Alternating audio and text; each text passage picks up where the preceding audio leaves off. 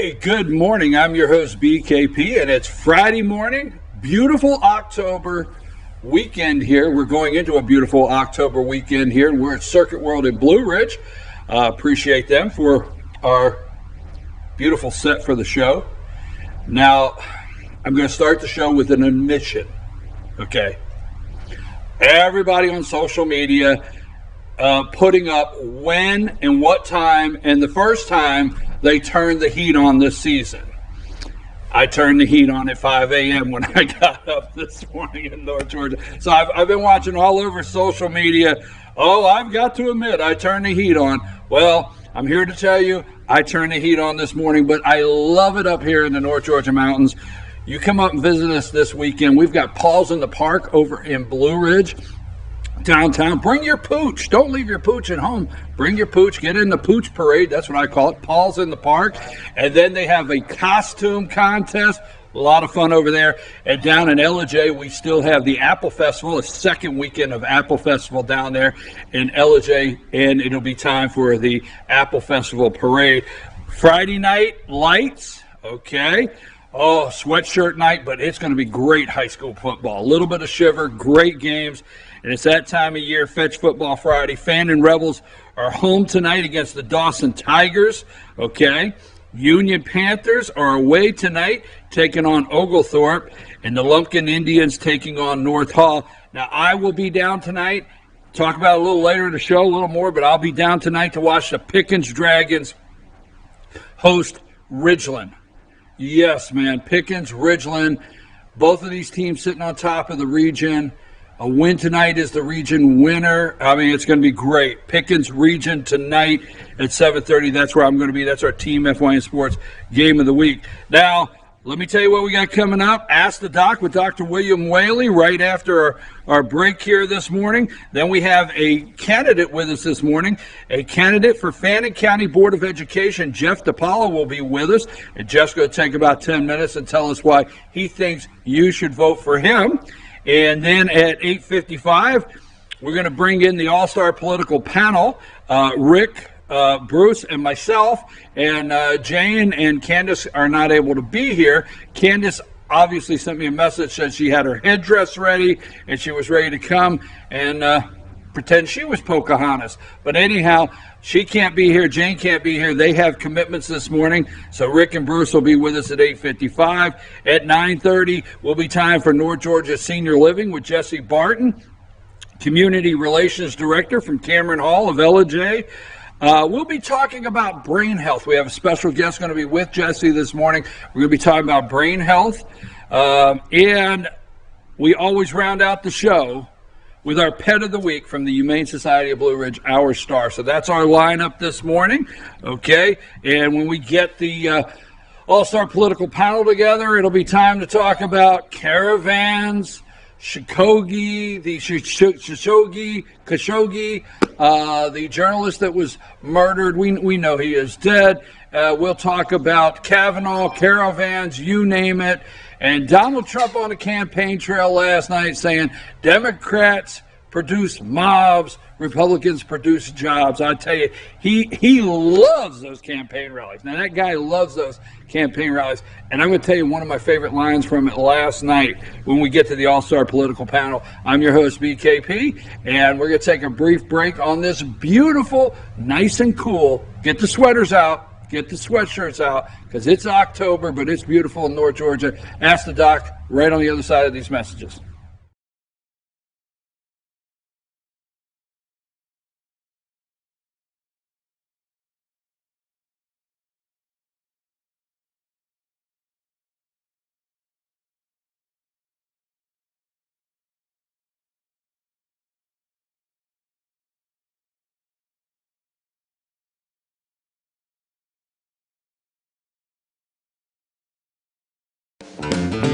Ace is your healthful place for paint and home goods, tools, outdoor living, and lawn equipment. But did you know Ace Hardware of Blue Ridge is a little bit more?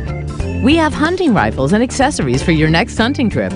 We have Amish furniture imported directly from Ohio. And we have Ace Custom Woodworks for all your custom wood project needs, from cabinets to artwork.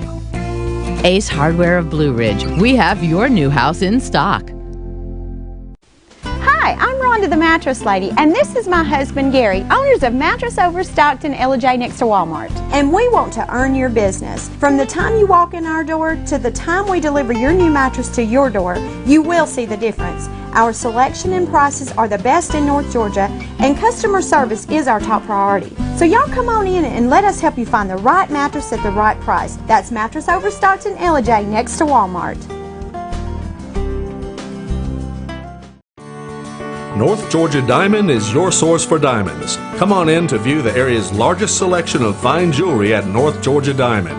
All repairs and designs are done on site by our jewelers. And North Georgia Diamond has the lowest prices on loose diamonds. You can also sell your gold, silver, and coins at North Georgia Diamond between Walmart and Lowe's in East LJ. Locally owned by Bill and Allison Craig, North Georgia Diamond is your source for diamonds in North Georgia. In 1981, Reed Nicholson began selling tires out of an old barn in Mineral Bluff. Little did he know that he had just laid the groundwork for the most trusted names in automotive services in the Blue Ridge area. In 1997, Nicholson Tire Center became what it is today, holding the same values of faith, family, and great customer service. 2 locations to serve you, and the Blue Ridge location is currently expanding to offer fast service and the largest U-Haul provider in Georgia. Nicholson Tire Center, Blue Ridge, and Mineral Bluff. Circuit World, with multiple locations to serve you in Murphy and Franklin, North Carolina, Blairsville, Blue Ridge, and LJ, Georgia. Locally owned and operated since 1985. Appliances, electronics, and furniture. Name brand products like LG, Samsung, Dell, Whirlpool, Ashley, Catnapper, and more. No credit check, only 10% down on furniture, and only $10 down on any new lease purchase. Mention FYN10 for your special deal today at Circuit World.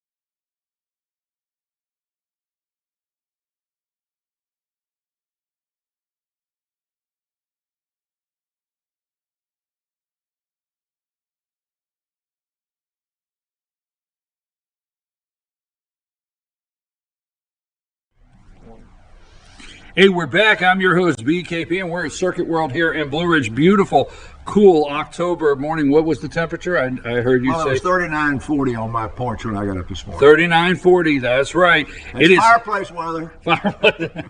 You know, you have to always say something to get me, but it's time. We say fireplace weather. It's time to go turn it on. We used to build it. I know, I build it. Yeah, but I mean, we used to say it's time to build a fire. No, I still got that old. I still live in the old cabin. It's built in 1950, and it's the whole inside of the place smells like the Old Faithful Lodge where's Old Faithful? Yeah, Yellowstone. The Old Faithful Lodge at Yellowstone, built out of those big old logs, and people used to smoke their pipe and cigars in there. That's where my house smells, like pipe, cigars, and fireplace. Anyway. Anyhow, it is time for Ask the Doc with Dr. William Whaley. We want to thank Georgia Cancer Research Center, affiliated with Northside Hospital, for this segment. Dr. Whaley, how are you doing? I'm doing great. You have an opener, or you have No. What I'm going to do is I'm really going to hit something important at the end, and I don't want to run out of time. Okay. And I do want to point out that one of these questions we got today is a follow-up on the topic we had 2 weeks ago, and I get a lot of talk about it. And I think actually two questions are going to lead into one another. So let's go. We do have a follow up from a couple weeks ago that Dr. Wheeler was talking about. Some of these words here. So get your vocabulary. Here we go. I was told to use turmeric because I suffered from fiber. Wait a minute. I said it 3 times. All right. Fibrocystic disease of the breast. It really seemed to help. I just had someone send me something claiming turmeric use could be tied to some cause of cancers, and I wondered if that is true, if it is risky to take it as a supplement. Well, this is about the 5th time in 2 years that we've had the turmeric question. Yes, and it's popular. Yeah, well, things like that are popular because the supplement industry makes a ton of money, and the advertising and the social media and the hype outweighs the science. Okay, now first of all, the question says fibrocystic breast disease. If you go out and you take about 100 women that are 40 or 45 years old or older, and you examine their breasts, probably of that 100, 75 or 80 are going to have fibrocystic breasts. It's a natural phenomenon as the young adolescent breast, young adult breast under hormone stimulation begins to age, that various places become cystic or become somewhat scarred, and they don't look the same when they're 50 as they looked when they were 18. I'm sure you probably remember that. You remember that? Okay. Well, some of that lumpy bumpiness is called or they are called under the mammogram. The radiologist will say they have cysts or fibrosis, or else the same mammogram read by 4 people will say normal adult breast for 45-year-old women. Another one will say prominent fibrocystic change, no malignancy seen. Another one will, same mammogram now. You got 3 different radiologists, and one will say moderate fibrocystic breast disease, no evidence of malignancy. And so one guy just said it's a normal 40-year-old breast, and the third guy said it has fibrocystic breast disease. So you don't panic when you hear fibrocystic on a mammogram. That's number one. Number 2. The reports about turmeric doing anything with fibrocystic disease are all almost like Facebook posts. They're anecdotal. They usually are one person or a group of 3, not a huge clinical trial. You know, we sometimes talk here about these studies that come from Sweden or somewhere, and I'll say there were 240,000 people in this trial. Right. We're talking about a group of 3 or a group of 2 or 1 that had fibrocystic change in their breast, and one took turmeric and it got better, and another took turmeric and it got worse. Well, the truth of the matter is those reports are about exactly the same. So there's as many of these where somebody said, I took turmeric, or my sister and 2 of the girls on our tennis team took turmeric and we got better. And over here, this guy says everybody in my bridge club that had fibrocystic disease that took turmeric got worse. Okay, so there's no evidence that turmeric has a thing to do with fibrocystic disease getting better or worse. Which brings us back to the idea of what causes cancer. Does benign breast disease like fibrocystic breast disease become malignant? The answer to the question is no. Puts us back on to the turmeric again. And the reason that there's so much hype about turmeric and cancer prevention, if you go back to 2007, there was a U.S. study. It actually was a clinical trial. There were hundreds of people in it, not tens of thousands. And so to do something like this, you really need tens of thousands. But in those hundreds of people, there was a reduction in the number of breast cancers in the females that took it of a small number, let's say 15% or something. Remember a week ago or 2 weeks ago, they had just published an article that said that aspirin lowered the incidence of ovarian cancer by 21%. Well, that's a real number. The turmeric number was less than that, but at least that article said that it helped prevent breast cancer. Now, 1 year later, 2008, there was another trial, 25 patients, it's still not 10,000. 2 of those 25 who had breast cancer getting the same, all of them getting the same treatment. 2 of the 25 that got turmeric, their tumors got smaller under hormonal therapy a little bit faster.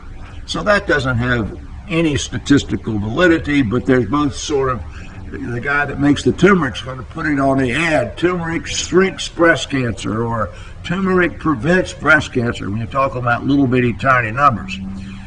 Now, there was a study in England that was reported in 2013 that chemotherapy plus turmeric had again a small statistical improvement in patients with colorectal cancer taking chemotherapy. So now you're getting somebody with cancer taking the appropriate chemical treatment, and you add turmeric versus a placebo, and it had a very thin statistical advantage. So once again, the people that make the turmeric stuff would be saying turmeric helps cancer and chemotherapy. Flip side is that during that same period of time, much of the turmeric that was bought by FDA here, or the same thing in Europe, and then came analyzed, had all manner of poisons in them. You remember if they're talking about vape here a week ago? Yeah, it's supposed to be nicotine in there. What did it have? It had synthetic fentanyl and marijuana, and guys fell out and had to go to the ER. So you don't know when you go to get the turmeric in a health food store somewhere that you're not getting something from China that's got a bunch of grinded up junk in it. Flip to the fact that turmeric is a huge dietary component of the Indian subcontinent diet, right? I mean, that's what they put in, what do they put it in? Curry. Yeah, there you go. Makes it yellow, right? So that's why we got these young medical students over here. So what that does is, in those populations where it's, they get it out of the garden and grind it up, and they know it didn't come from China and hadn't got anything in it, they put it in their food, there's a lower incidence of some certain cancers. Well, those people aren't going to get in any trouble eating turmeric they got out of their garden, ground up, and put it in their curry. But if you take too much turmeric that you've purchased in a health food store, there is a sort of an overdose. Now, I don't know if you've ever seen anybody back in the day when they were touting beta carotene as a cancer prevention, or people who ate carrots in sufficient quantity because of the beta carotene argument that actually had orange skin. Have you seen one in medical school yet who had the orange skin? Huh? Okay, well, that's, if you take too much turmeric, you can turn yellow. Just like the people who ate tons of carrots and took beta carotene would turn orange. That obviously is too much turmeric. So I hope we're now laying the turmeric to rest.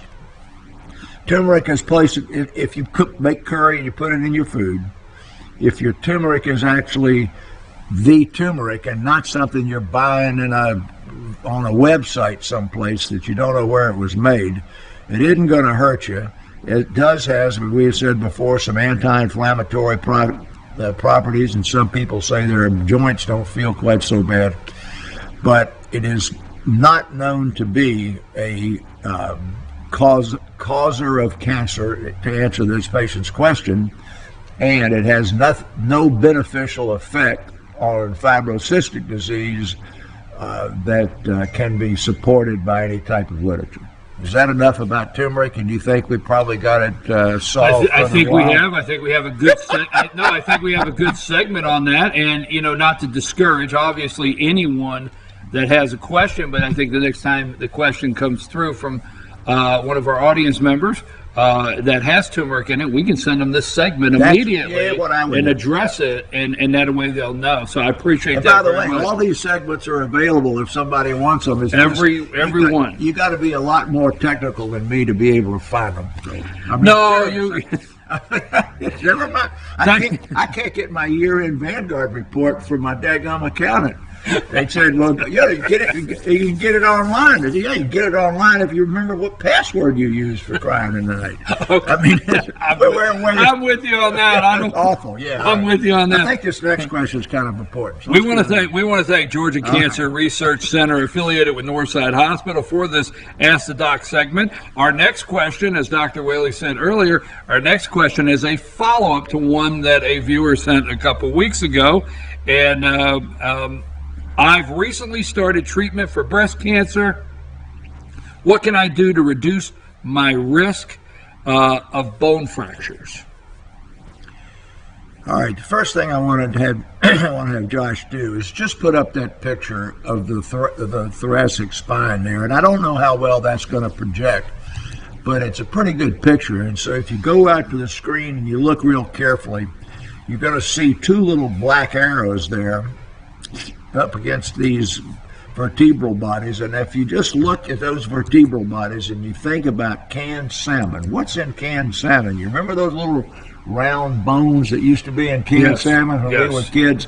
It's not in there anymore. I don't know what they did to get it out, but anyway, that little round That's kind of funny. that little round bone was the spine of the salmon. Okay, that's a spine right there of a patient, and the two of the vertebral bodies that those arrows point to have been squashed down. So if you look at the vertebral body above it and below it, they have this much height, and the one in the middle has that much height. You can pull that off, Josh, and just leave nothing up there for a minute. So that's the type of compression fracture that occurs in normal aging people, primarily women worse than men, from osteoporosis. Now, it put me, as I was thinking about this, a few months ago, I talked here about what's called the female triad. I've always said exercise, calcium is great to prevent osteoporosis, but as you remember, I'm a marathoner and did it for 45 years, and I have treated world-class female athletes. Now, world-class meaning the first female winner of the Boston Marathon. I mean, not your average jogger, who had very early osteoporosis. And so we'll go over here and we'll let the medical student think about this a minute. But if you're a world-class athlete, and remember my granddaughter is the gymnastics champion of New York, and she's 14, these girls have a very low percentage body fat, and they do not have menstrual cycles. They suppress their menstrual cycles by this low body fat and high muscle mass, such that they do not have estrogen in an appropriate amount. And then if they get into their late 20s and early 30s and they haven't had menstrual cycles since they had one or two at 12 or 13, they get early osteoporosis from being very active physically. And that's what's called the female triad. After you throw that out as being the cause of osteoporosis, then it becomes the female hormone, the appropriate amount of calcium in the diet, and exercise. Now, show that big old long chart that nobody's going to be able to look at because it's too big, and BKP, I'll show you what he's putting up now. But this here would gag you, and my medical student over there will give this to him and tell him he has to memorize it. But if you look at the causes of osteoporosis, it's 2 pages of single space type stuff, up from drugs to, I mean, this scared you to death, wouldn't it? Yes, absolutely. All right, well, they're going to give this to our medical student when we get finished. We're going to ask him to commit that to memory. So, the most common ones are lack of female hormones, in other words, go through menopause early, not enough exercise, low in calcium or vitamin D. If you x-ray the forearm of a tennis playing woman in her 50s, that arm is going to be denser than the arm that she doesn't use for play tennis. And that's not even a weight-bearing bone. So a woman entering breast cancer treatment, we would tell her, get a bone density study. Medicare is not going to pay for it till she's 50, insurance is not going to pay for it till she's 50 or 60 or whatever they say. But a bone density study at the outset's important. Second, assuming that they're not taking an aromatase inhibitor type hormone, we're going to come to drugs in just a minute, then the prevention of the bone density loss, absent the use of a drug, is exercise, appropriate amounts of calcium, and you can't take hormones, right, because you got breast cancer. So now the women will say, well, what kind of exercise should I do? And I use this example, and I think it's a really good one. The best exercise, if you think about it, is that woman in the Caribbean or in Africa who has a basket on top of her head and a water bottle on top of the basket, who walks around with that thing on her head, because that water bottle is putting stress straight through the skeleton, and that's the parts of the skeleton that would break, correct? That'll be the neck, the spine, the hips, the legs. And so I say, well, you can't walk around with that basket on your head because you can't balance it. But you can certainly walk with a can of pork and beans in each hand. And if that can of pork and beans weighs a mile, and you walk a mile and you do that with each step, if that's roughly 1,500 meters, and that means you've done this 3,000 times in 1,500 meters, and if that can of pork and beans or the 1 pound hand weight weighs a pound, and since your shoulders are attached way up here, you've actually lifted 1 ton of weight that has been transmitted through that portion of the body that's vulnerable to fracture. That first picture was the thoracic spine. Well, your shoulders are attached way up here, so that thoracic spine has lifted 1 ton in walking a mile with a can of pork and beans in each hand. So this is the tortoise and the hare. Slow, steady. All right, so 1, it's exercise. 2, it's calcium. Now you're going to, that next one, you got that one about calcium. That's going to be kind of big. All right, so we've done this several times before, but if you look real carefully, the amount of dietary calcium that's recommended varies over the lifetime. Here are kids 4 and 8 years old that says the recommended amount's 1,000, 1,300, 1,000, and then you get older and the amount goes down. But by the time you get old like us, it's up to 1,200. Americans don't get that much calcium anymore. Why? Because they tell us milk raises your cholesterol level, or it's expensive. We don't eat much in the way of cheese. So the vitamin D and the calcium recommendations for normal people and for those on cancer therapy have to be carefully adhered to. Now, lastly, they ask, what can I do to protect my bone density? We want to go to the TV and Sally Fields. Years ago, little Sally Fields was given ads for this pill, Fosamax or Boniva or whatever it was, and that drug... Yeah, I actually remember that. Yeah, little Sally Fields. Well, anyway, those drugs have been converted, I think I said something about it a few weeks ago, to drugs that are given either subcutaneous, given as a shot this way or as an IV, in cancer patients in higher dose to stabilize the bone, and by stabilizing the bone, they diminish the favorable environment in the bone for the growth of cancer cells. And those drugs are Prolia and Boniva, and there's a dozen of them. So our patient with breast cancer, first, the doctor ought to be talking to you. Second, you probably have not had, or maybe you have had, a bone density. You need to know where you're starting out. You need to make sure you're getting the proper amount of calcium and vitamin D. You need to make sure that you're exercising.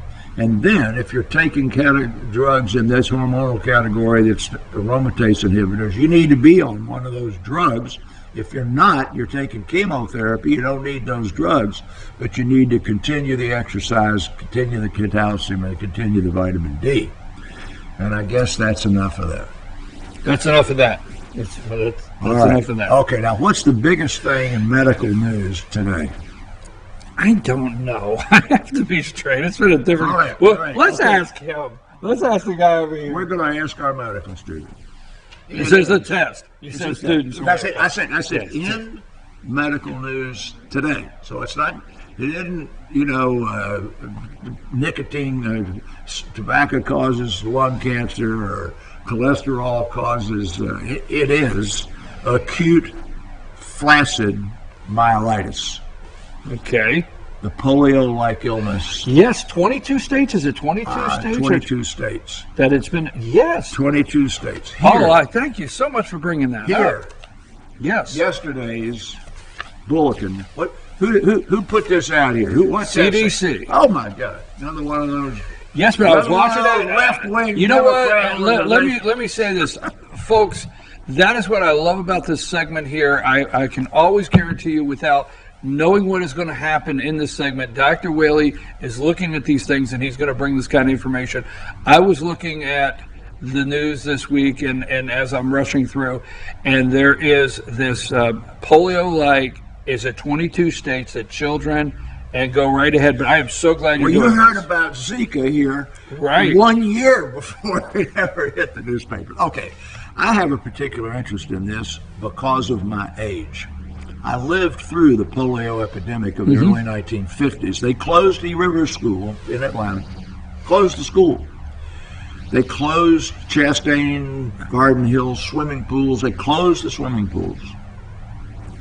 The churches closed all, didn't close adult services, but it closed all services for kids.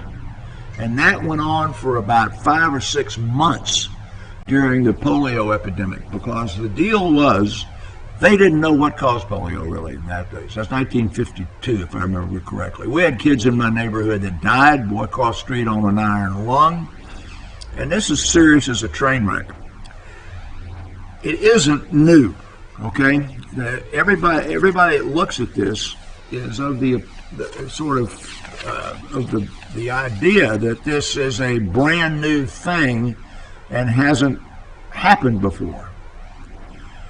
This has gone on in 2014, 2016, 2018. It sounds like it's an every other year phenomenon, although it's been there every year. But this year is bigger because there have been 127 cases so far this year. That means it's probably going to be 300 or 400 once they get them all categorized. In 2014, I think it was a total of about 120. 2016, about 140. So this is going to be more.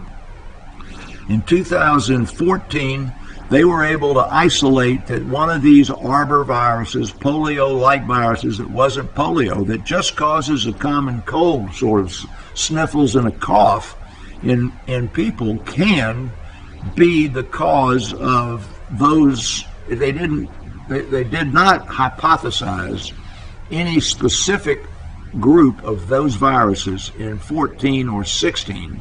And this year, they have put an entire epidemiological team from the CDC on it, like they did on polio.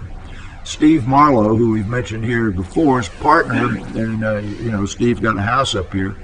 His partner's brother ran the epidemiology section at Emory, at the CDC across the street from Emory, that figured out what Legionnaire's disease was. And this is just detective work. This is not laboratory work. And so these guys in epidemiology are out there today going around to every one of these cases and trying to figure out what is it that binds this case in Georgia to this case in Washington State in some kind of way. You know, they all eat a hamburger at so-and-so, and they'll hopefully find some common epidemiological thing, while then the lab guys, all these little guys with the microscopes, have got blood from these people and blood from their family members and blood from their classmates out there at the CDC that they're looking for antibodies to every blinking virus we've ever heard of.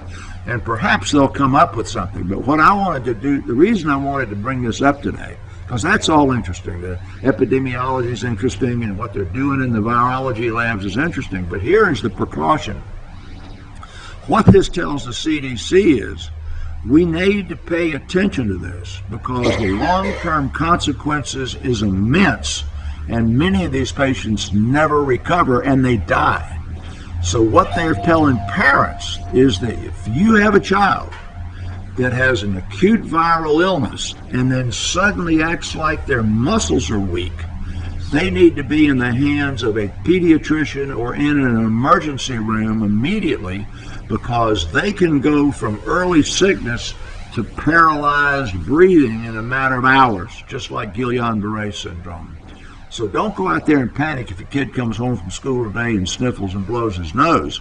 But if he's sitting in a chair at supper and he can't stand, or if he has his his glass of milk and he drops it because he has become weak enough not to do an activity of daily living like holding a coffee cup, or maybe if you make him cut the grass or something. Or one of the great tests of proximal muscle strength is just, can you get up out of a chair without using your hands? And if they can't do that, they go to the emergency room. Is that them telling us we're overrun our time here? No, it's probably not. It's probably one. Somebody wants to go back to a fan and football game tonight, or what? Yeah, it's probably not. Actually, I have it's concerning something we was talking about earlier. Okay. What else? That's it. That's all. No jokes. Dr. Tidman's not here today. Now he's working with Tidman, so he gets a ration of jokes every day. Okay, so he's gonna be with Tidman. All right, so weeks. Then what we'll have to he's do? He's gonna be one of the great. All right. Jokesters. Well, then his 6 week when he finishes, he has to come tell Ray Tidman jokes. Yeah, there you go. That's the deal. We'll have him in here he on his last week. He has to come and tell Doc. And we're going to say... we'll bring Ray down. We'll do 3. We'll do 3. We'll say, do a panel. We'll say, okay, now what we need to do is what you've learned in the last 6 weeks working with Dr. Tidman. Yeah. And he says, and then his line is, okay, here's what I learned. Okay, 3 guys were on a golf course. What? Yeah, exactly. Top 10 jokes. So anyhow, thank you, Dr. Whaley. We appreciate you very much, and we also want to say thank you to Georgia Cancer Research Center, affiliated with Northside Hospital, for this segment. And if you have a question for Dr. Whaley, you send that to info at Fetch Your News, and put in the subject line Ask the Doc. We'll get that to Dr. Whaley. And yes, follow us on Facebook, Fetch Your News Facebook page, or FYN TV Facebook page, and you can send us questions there, because we've gotten several of your questions off our Facebook page. So follow us on Facebook or send them by email to Ask the Doc. We'll get them to you. And if you want to share these segments with your friend, they're on our YouTube channel, FYN TV Fetch Your News hit playlist. There they are on Ask the Doc. Thank you very much. Something just popped into my mind. A man is known by the company he keeps. Okay. And I saw last night a little blurb on Stacey Abrams with Maxine Waters. Wait a minute. I'm Eric Holder. I'm sorry. And brought to Georgia. And that's Eric Holder's comment about when they're down, we kick them, was at a Stacey Abrams meeting. Did you know that? I don't know if you made it real carefully. And Maxine Waters was spouting at a Stacey Abrams meeting. And I'm not here to do politics, but I was embarrassed for Georgia. The company you keep. I couldn't agree more. Thank you, Dr. Whaley. Thank you, Georgia Cancer Research Center, affiliated with Northside Hospital. We're going to take a break, and when we come back, we're going to have a candidate that's on the ballot here in Fannin County for the Fannin County School Board. So we're going to have a candidate with us a couple minutes and introduce you to him, and then it will be time for the All-Star panel. Thank you, Dr. Whaley. Take us a break.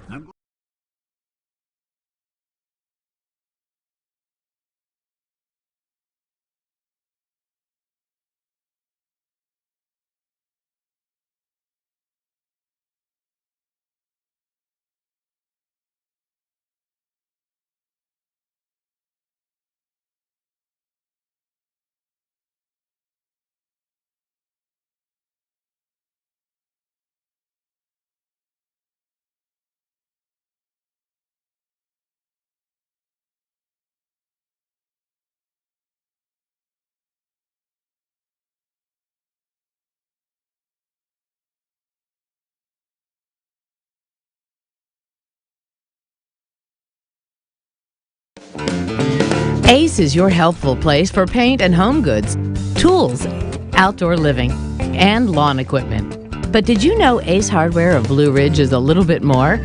We have hunting rifles and accessories for your next hunting trip. We have Amish furniture imported directly from Ohio. And we have Ace Custom Woodworks for all your custom wood project needs, from cabinets to artwork. Ace Hardware of Blue Ridge. We have your new house in stock. Hi, I'm Rhonda the Mattress Lady, and this is my husband Gary, owners of Mattress Overstocked in LJ next to Walmart. And we want to earn your business. From the time you walk in our door to the time we deliver your new mattress to your door, you will see the difference. Our selection and prices are the best in North Georgia, and customer service is our top priority. So y'all come on in and let us help you find the right mattress at the right price. That's Mattress Overstocked in LJ next to Walmart. North Georgia Diamond is your source for diamonds. Come on in to view the area's largest selection of fine jewelry at North Georgia Diamond. All repairs and designs are done on site by our jewelers. And North Georgia Diamond has the lowest prices on loose diamonds. You can also sell your gold, silver, and coins at North Georgia Diamond between Walmart and Lowe's in East LJ. Locally owned by Bill and Allison Craig, North Georgia Diamond is your source for diamonds in North Georgia. In 1981, Reed Nicholson began selling tires out of an old barn in Mineral Bluff. Little did he know that he had just laid the groundwork for the most trusted names in automotive services in the Blue Ridge area. In 1997, Nicholson Tire Center became what it is today, holding the same values of faith, family, and great customer service. 2 locations to serve you, and the Blue Ridge location is currently expanding to offer fast service and the largest U-Haul provider in Georgia. Nicholson Tire Center, Blue Ridge, and Mineral Bluff. Circuit World, with multiple locations to serve you in Murphy and Franklin, North Carolina, Blairsville, Blue Ridge, and LJ, Georgia. Locally owned and operated since 1985. Appliances, electronics, and furniture. Name brand products like LG, Samsung, Dell, Whirlpool, Ashley, Catnapper, and more. No credit check, only 10% down on furniture, and only $10 down on any new lease purchase. Mention FYN10 for your special deal today at Circuit World.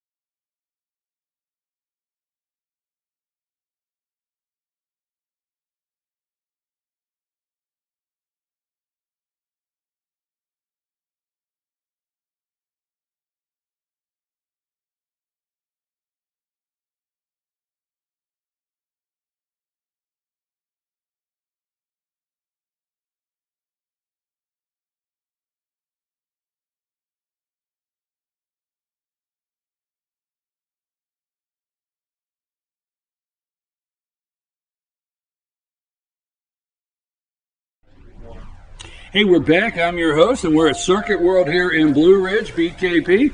Here, beautiful, cool October morning, and it is election time out there. And joining me now is a candidate on the Fannin County for the Fannin County Board of Education. His name is on the ballot, and I want to welcome Jeff DiPaolo. Right? Did I have that correct? You got that right. Jeff, how are you this morning? Excellent, thank you.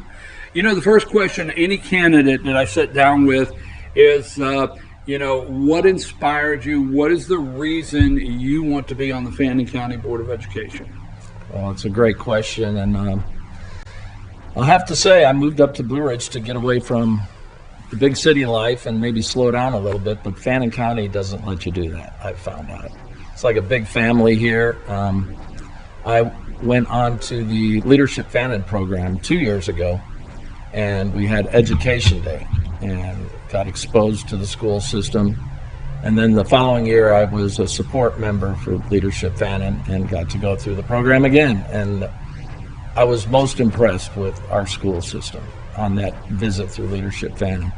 And while I was in Atlanta, I saw the power of the schools. I did real estate for many years in Atlanta, and I saw how the public schools there really drove where people wanted to live. And some of those schools became very successful because of participation through the community, parents, and businesses. And so I was called by the Democratic Party to run, and I'd never run for any position before that required an election, and I'm happy to be part of the process. And I don't see the school board as a partisan position.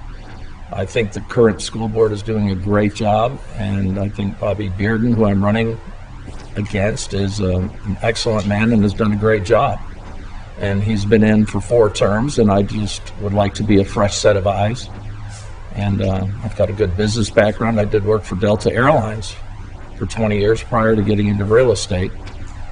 And I started with them right out of high school. And it was just an excellent company to work with, to learn about business, to learn about plugging into a culture of a business, because the school system is a business as well as it is managing people, the people that work there. Largest budget in the county. Yeah.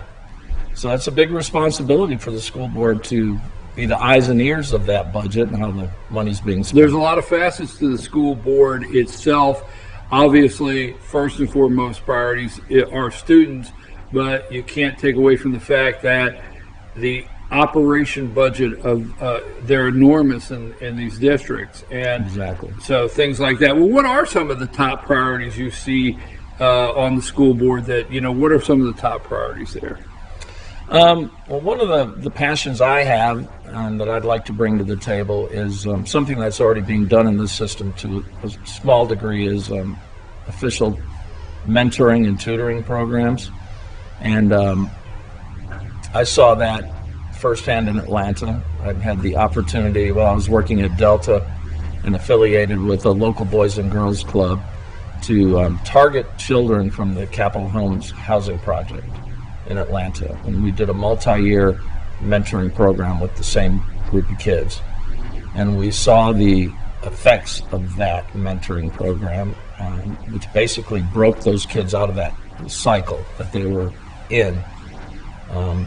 Because there's so much underlying pressure in whatever situation a child is being brought up in, whether it's in a housing project in the inner city or here in Fannin County. There's a variety of things and situations that kids are in that mentoring somebody with an outside view of other than what the child is living in can help them see their life in a different way.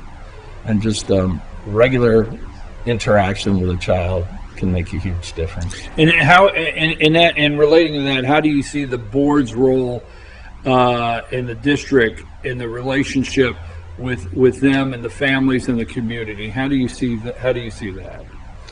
Well, community involvement is huge in a school district. I mean, the community's putting their trust in the elected officials to be a part of the process and to communicate back to them what's going on. And I think we're a growing community here. I see that with the real estate side of things. Like I said, I moved up here to kind of slow down and have a quiet life, and it's far from what's happening here in Fannin County. So it's like, let's be a part of that growth and let's manage it properly. We've got quality people moving here, a lot of retirees, full and part-time, moving here that have come from various backgrounds, different businesses and education. And I think that we could get them to plug into our school system and maybe a mentoring and tutoring program.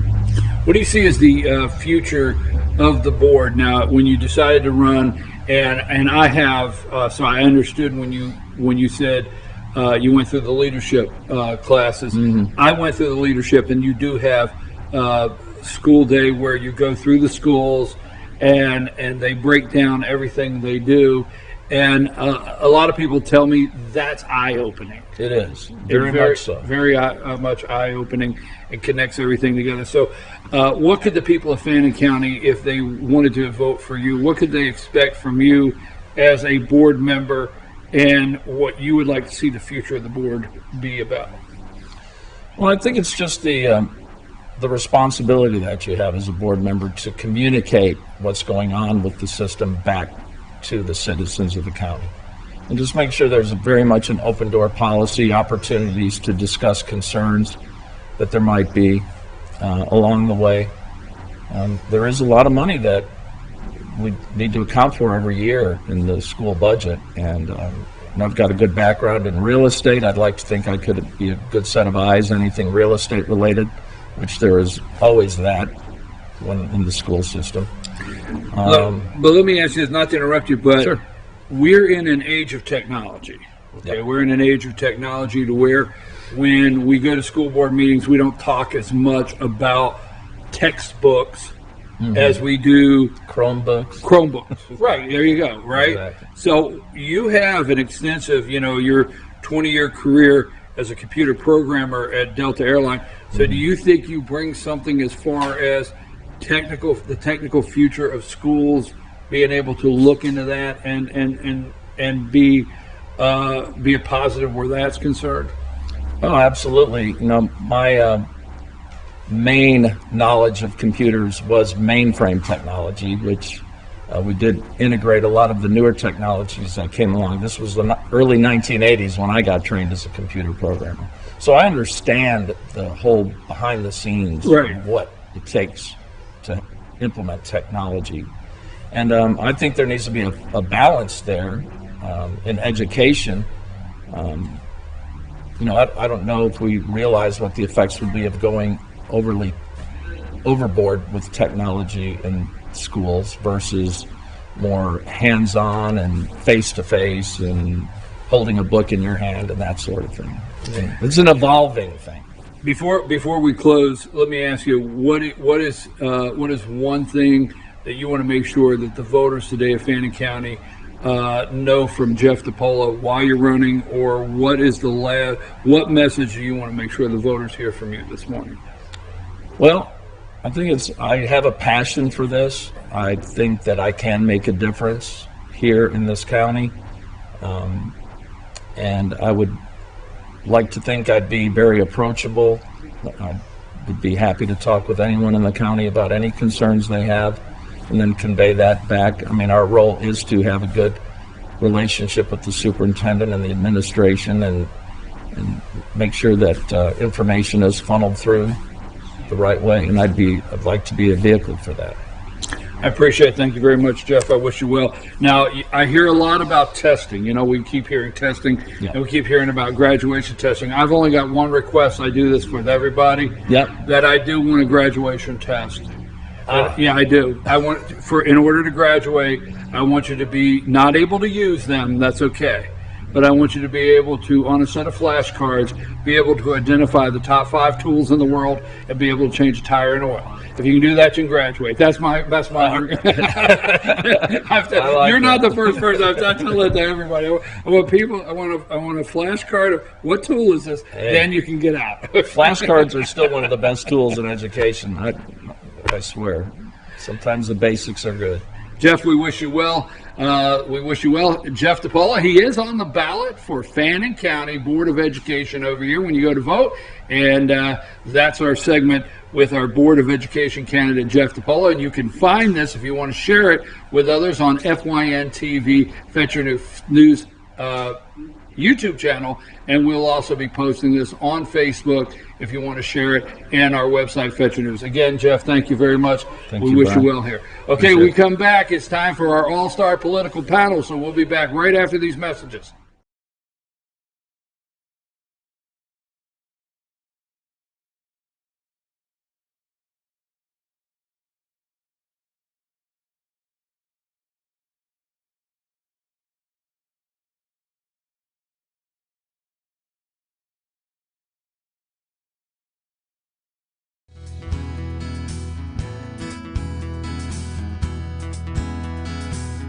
Hello, my name is Chad Watkins. I'm the manager at Larry's Body Shop.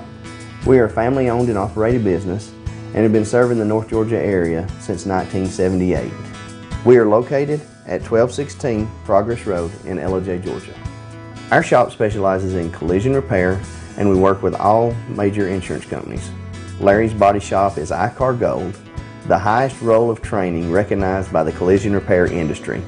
It is estimated that only 10% of collision shops meet these standards. Our shop consists of state-of-the-art equipment such as laser measurement system, down-drive spray booth, spot and MIG welding equipment. All of our paints are mixed on site so that we can guarantee your paint to match every time. I know that having an accident can be a stressful event. We take pride in making sure our customers are satisfied with the repair of their vehicles. Our waiting area is clean and comfortable with free Wi-Fi and refreshing beverages. So if you're in an accident, stop by and see us at Larry's Body Shop. The Tupelo Tea mission is to provide over 80 premium tea blends for tea lovers who are looking for ways to explore new flavors and blends. Come visit Tupelo Tea, located in beautiful downtown Blue Ridge at Sycamore Crossing. Be sure to sample our various varieties of honey and tea. Visit us on the web at tupelotea.com or call us at 706-946-TEAS. That's TEAS. Tupelo Tea, located in beautiful downtown Blue Ridge.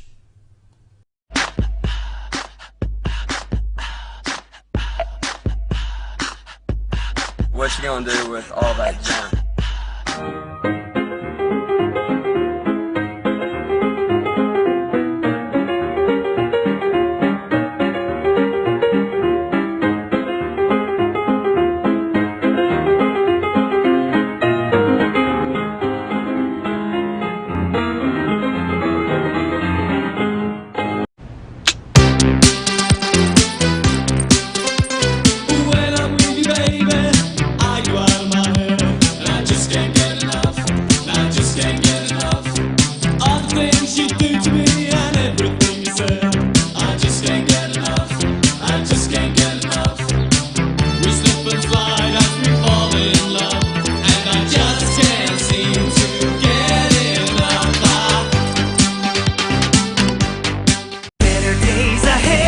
Model year end clearance rolls on at Days Chevrolet in Jasper, and the discounts on 2018 Chevys are huge. Forget MSRP on America's pickup truck. Save over $13,000 off Silverado Crew Cab LT. Forget MSRP on America's muscle car. Save over $7,000 off Camaro. The model year end discounts are huge, but the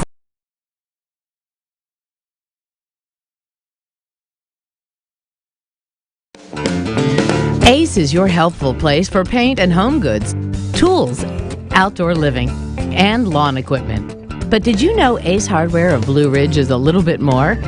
We have hunting rifles and accessories for your next hunting trip. We have Amish furniture imported directly from Ohio.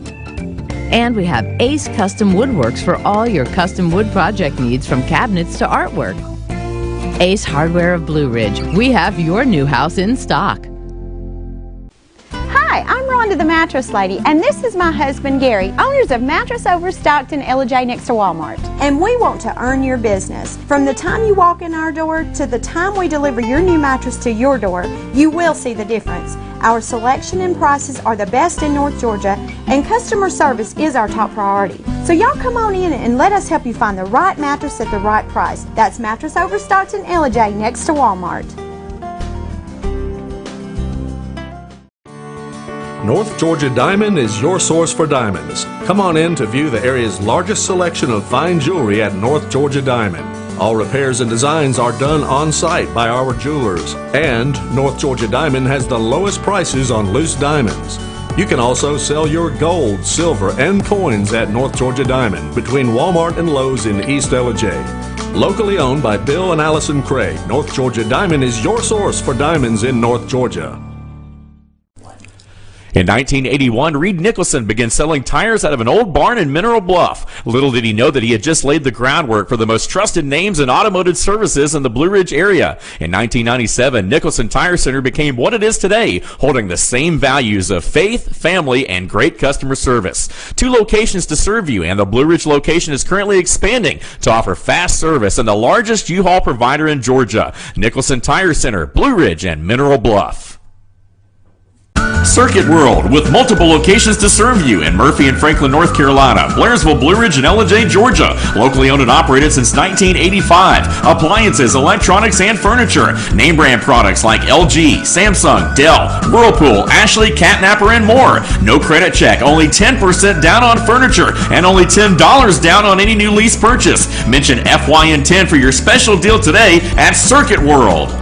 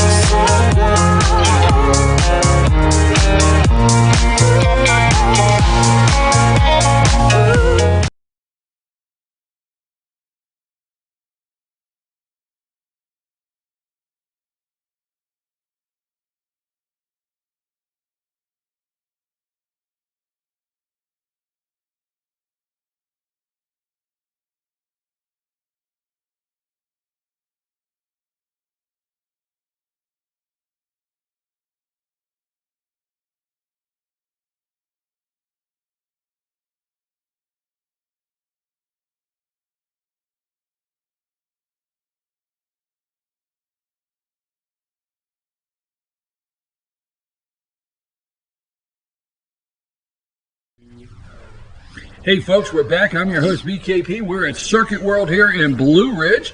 Love being here on a beautiful, cool October morning. This is the All-Star panel at this time. Jane and Candace could not be here. They both have other obligations. Now Candace had a headdress ready to go. She was going to come and, be Pocahontas and, but she couldn't be here. Jane and Candace are not available. And we're just a bunch of bananas here, and she could have used. Candace could have used Nikki Haley's line last night at the Al Smith dinner. She said they were asking for an Indian, but Pocahontas couldn't pass the DNA test. so she said, "I could." Yeah, they were looking for an Indian. I got to thank Ross for telling me about all these lines. I got all 10 of them. They're great. They're awesome. Yes, the Al Smith dinner. Al Smith dinner last night. Yeah. It was funny. Her joke about Trump being there last year or the last time. It was and then the year after, the choir boy, they had Paul Ryan, but he was a little boring. Boy. Yeah, the Cub Scout. The Cub Scout. Yeah, he was a little boring. Eddie Munster. Yeah. Okay, folks. Hey, as you know, we have Bruce and we have Rick. Are we going to get to vote? Vote on what? As to whether the ladies have a seat next time they show up? No, it's a given. it's a done deal. All right. They get to vote on us. We don't get to vote on them. No. But Bruce, what's your first subject? Come on, talk. Which one out there is which subject out there is of most interest to you this week? Well, I heard something, and you maybe can amplify this because you always watch all the shows and everything. But what Nancy Pelosi said something about anyone who stands in the way of Democrats is going to, be collateral damage. Yeah, she said we're going to have some collateral damage. We may have some collateral damage along the way, but that's okay. That's exactly what she said. What did that mean, though? I mean, just try to work through the Botox. I can't quite, put it together. Well, I let's say this with Nancy Pelosi, okay? I have watched so many, and you guys have too, since President Donald Trump has taken office. We've watched so many of these talking heads talking about his cognitive functions and early stages of dementia, and we've heard that over and over and over about our president. And all of those are impeachable offenses. Right, but we never hear them take Nancy Pelosi to task of how many times she's come to the podium and she's drawn a blank. I forgot where she's at. I mean, seriously, right? Oh, yeah. And some of the things that she said. And the scary thing is, they talk about the fear of having President Donald Trump. Okay, we know the media that says the fear of every day that you and I have to live in fear of this guy being president of the United States. I can't understand. All right, so let's say he's fear. What the hell's Nancy Pelosi? I mean, the fear of her having a gavel. What is that? What kind of fear is that? I mean, Rush last night on Hannity's show said, you know, every time people say that, I said, yeah, but look at what the alternative would have been. We could have had Hillary Clinton. Where would we be right now, 18 months or 20 months, whatever it is, 24 months later, if Hillary Clinton was in office? And Pelosi was the House leader. Yeah, but, right. Well, Bruce, getting back to that, though, what you said about Pelosi, you know, they tried to, and they couldn't sell it. But the Democrats tried early on to sell voters that she wouldn't be speaker. You remember their candidates they were bringing out, right? The candidates they were bringing out, they were testing out the line of, oh, I will go against Nancy. I'm not going to. Remember that? Yeah. But it didn't work. No. It didn't work. Nobody believed it. Okay, nobody believed it because everybody knows that Nancy's going to be Speaker of the House. Well, they seem to have defaulted to that, you know, and then I think with all the issues with the blue wave, red wave, you know, they sort of said, okay, we better stick with what we know. On the waves, I've got to say they've done a wave with money. Wherever it came from, we know it's come from Steyer. We know it's come from Bloomberg. We know it's come from George Soros. We know it's come from Hollywood. Hollywood, big time. Yeah, we know that. But they have done the wave with money. Now, that they've done. A green wave. A green wave with money. They have. But Pelosi saying that, collateral damage, I've often said that the Kavanaugh hearing unleashed crazy that people that normally don't pay attention, we do, was able to see. Because it unleashed crazy. I think they're reeling from the Kavanaugh hearing. Feinstein especially. Yes. I mean, she's back on her heels, and it's showing in her district. She's all of a sudden struggling. You know, this morning on Morning Joe, they got the pom poms out. Sorry. And they did cheerleading for. They did their Democrat cheerleading all morning long to try to pump up Democrats. Okay, because there are some things that are indicators out there to say.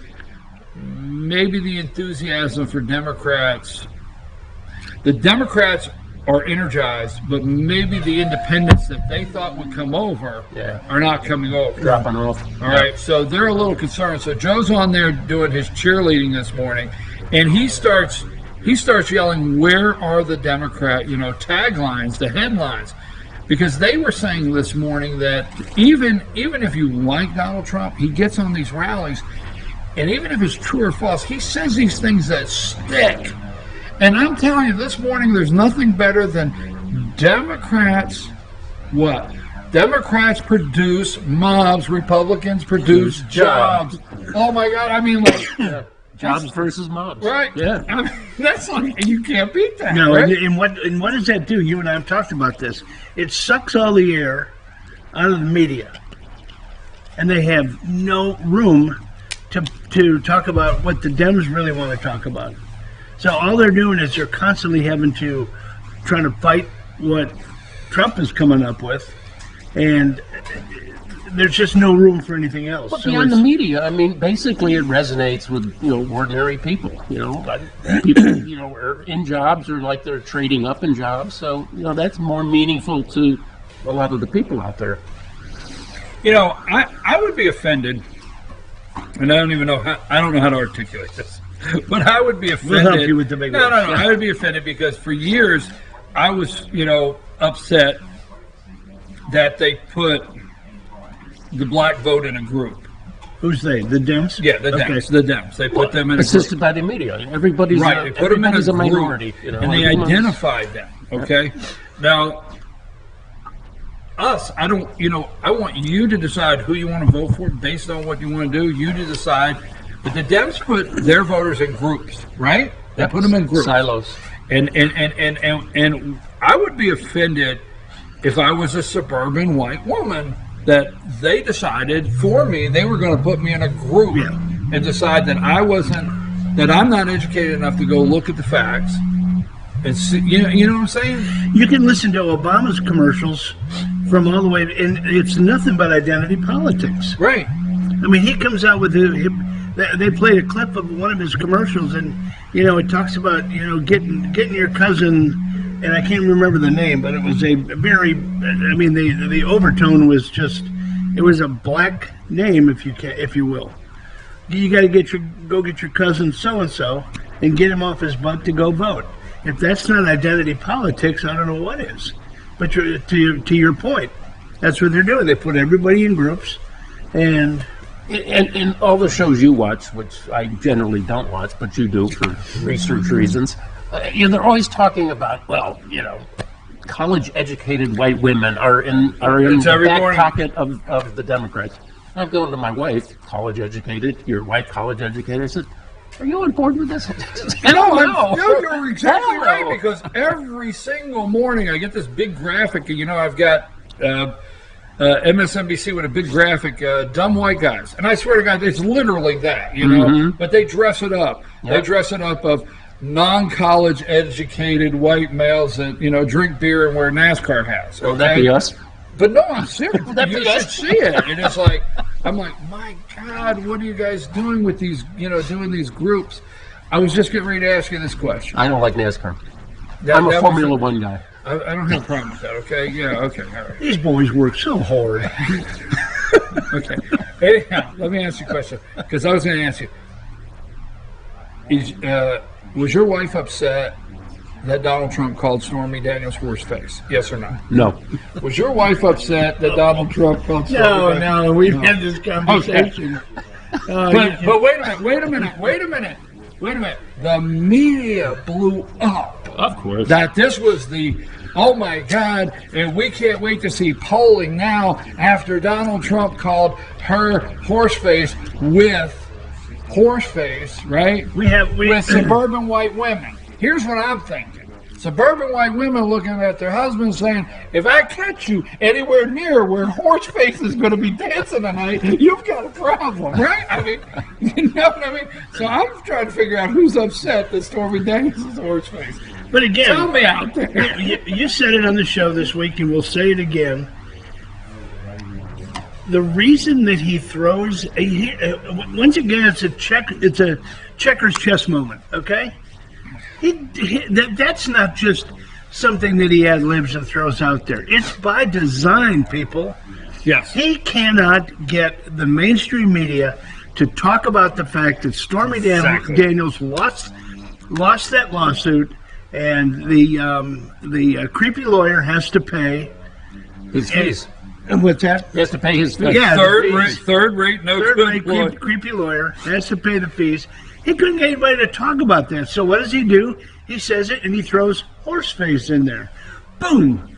They latch onto that like, And what? they have to report it. And they have to read the entire tweet. So Trump still winning. Right. They have to report it, and they have to tell America. And I will say this. I understand out there, it's hilarious on social media.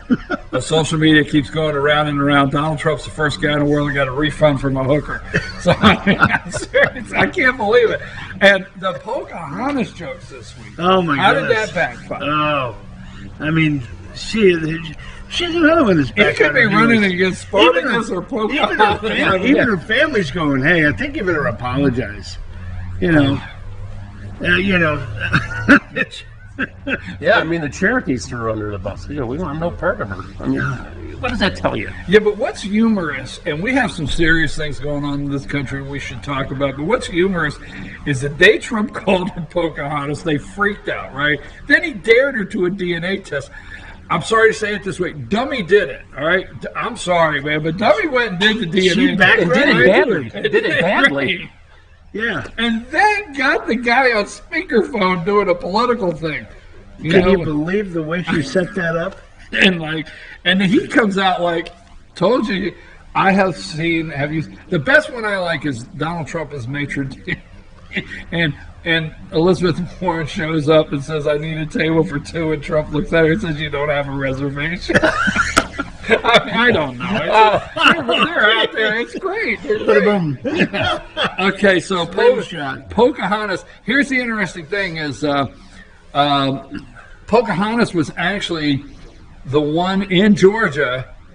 Elizabeth Warren campaigning. Elizabeth Warren, if you don't know, she'll always be known. Who's Elizabeth Warren? Pocahontas, a.k.a. Elizabeth Warren. Yeah. Okay. She was actually in Atlanta with Stacey Abrams, campaigning when Stacey Abrams said the blue wave, documented and undocumented, are part of the blue wave. So everybody has come to Georgia to be with Stacey. Before we get there, okay.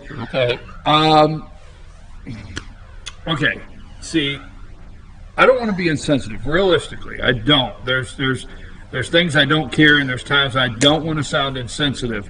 However, the last 15 minutes we've been insensitive. However, here we go. Let's just pile on. I don't want to be don't mess up my punchline this game. However was good, but if I'd have just known and we'd rehearsed that earlier, I'd have rolled it on. Anyhow, I don't want to be insensitive, but it's a damn shame Trump got up in the middle of the night and flew over there to Istanbul, Turkey, and killed Khashoggi and got back in time to do a campaign rally. We got some damn fast jets, don't we? Yeah. But is it not? I mean, my God. Yes, the man is dead. Okay? He is a journalist. He's dead. All right? Now, Trump has exercised patience, getting the information together, is my opinion, to do something, and I don't know what that is. And the media cannot be happy no matter what. He was supposed, according to Morning Joe and all the presumed journalists in the world, he was supposed to launch an all-out air attack on Saudi Arabia the next day. Right. I mean, what say you about that? Erdogan kind of put him in a box, I think. Yeah, and there's a little chess game going on with those There's guys. a chess game going on between the two of those guys. Exactly. And, you know, it's not coincidental that they were leaking stuff out at about the same time that Brunson was being released. Right. Because that was going to be Trump's moment. And he also put a ton of sanctions on Turkey, and Erdogan wanted to kind of give him a little shot, don't you think? Mm-hmm. Yeah. So, I mean, I think there's more to the Pastor Brunson Khashoggi thing that really meets the eye. I think they're using that as a political chess game back and forth to put Trump in the hot seat. And he is. I mean, he's got some tough decisions to make. Yeah. What I tell you yesterday, let me tell you folks, okay? None of this is okay. But in America, I just do not think that the people in LJ, Georgia are going to hold up big posters saying justice for journalists while they're paying $7 for gas.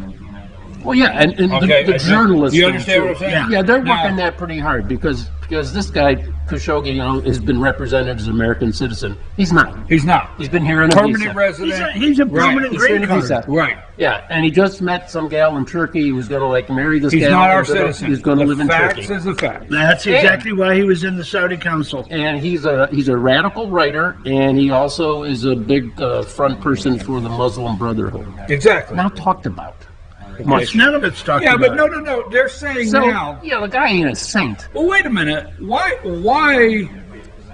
can't some of the media take responsibility for the position they're in that nobody trusts them? They did it to themselves.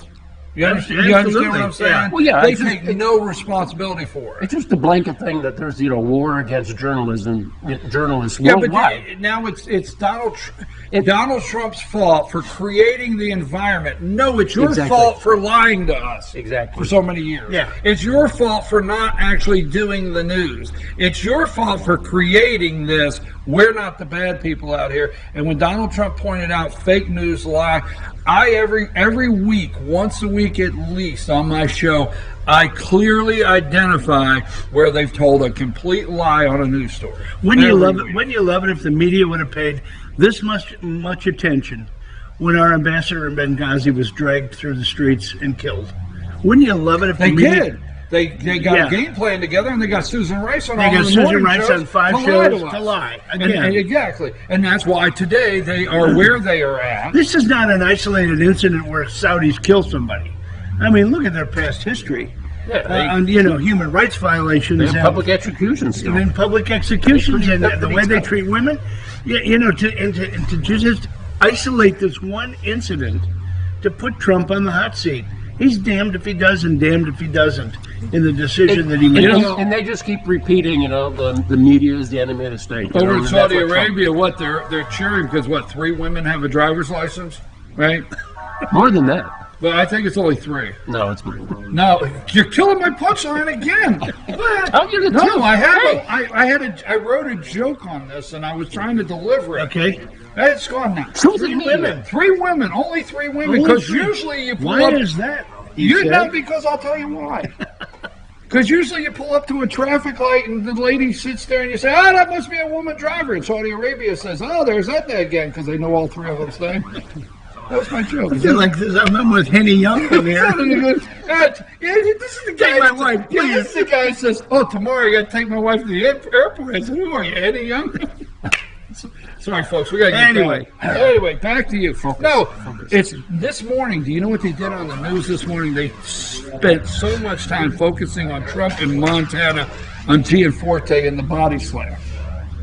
Remember when Gianforte body slammed the Guardian reporter? Yeah, in New York, right? No, in Montana. I missed that. I'm Yeah, in sorry. Montana. Oh, yeah. Remember that? Yes, I do. Well, last night Trump's in Montana and he talks about he says, "Yeah, this guy Gianforte. I heard he body slammed the reporter and he went like this in the back, and they're going nuts today because Trump created this culture of violence against journalists. Yeah. No, didn't happen. That's exactly the talking point that they come to when they say, well, where did all this violence come from? Well, it started with the Dems. It started with Trump when he, during his rallies, he said, "Throw that guy out of there. You punch him in the nose. I'll pay your legal bills." The president acting badly again. They come back to sets that the same tone. line Sets every the time. tone. Caravan. Let's switch. Rolling. Caravan. Just in time. Who's paying for that? I said last week, "Oh my God, here comes a caravan just in time. What's around the corner?" But midterm elections. Who started that? Who's paying for it? They have cameras. They Where have, did these- yeah. they have a camera crew, video crews. Right. They have trucks. Well, like Limbaugh said, I mean, where do these people stop and eat and get water and do all their natural You functions? know what I want to know? I want to know what's in the backpack. And I want to know where the store is that sells all those backpacks. Because they're all climbing up and they all got their backpacks, right? And they're looking pretty good. Yeah! But Got they're their oppressed. bags, huh? They're oppressed. Could be Sierra Design, could be Patagonia. I mean, there's some nice backpacks. What say you on the caravan heading, and what say you about Trump saying, "I'll send the military"? Politically motivated to start with. There's outside money. Okay, well then politically Coming into those Central motivated, America- what were they looking to achieve?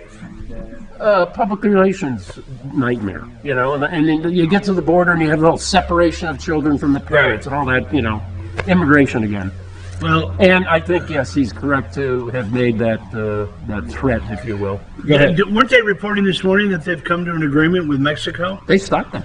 Yeah. They've come to an agreement with Mexico, the current administration, and they got buy-in from the incoming administration to say, we're going to involve the UN.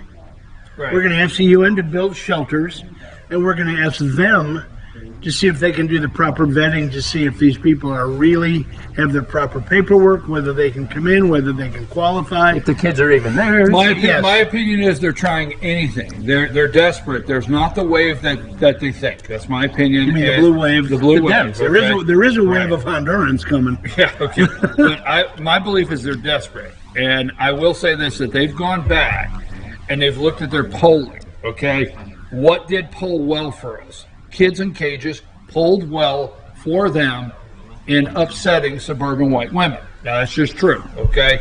So, Except the kids in cages were during Obama's time, not right, but the separation of Never family, reported. the spastic separation of family played well. That was okay. the headline. It played well in suburban America with white women. That's what they did. They went back to that because they think that'll tip the scales.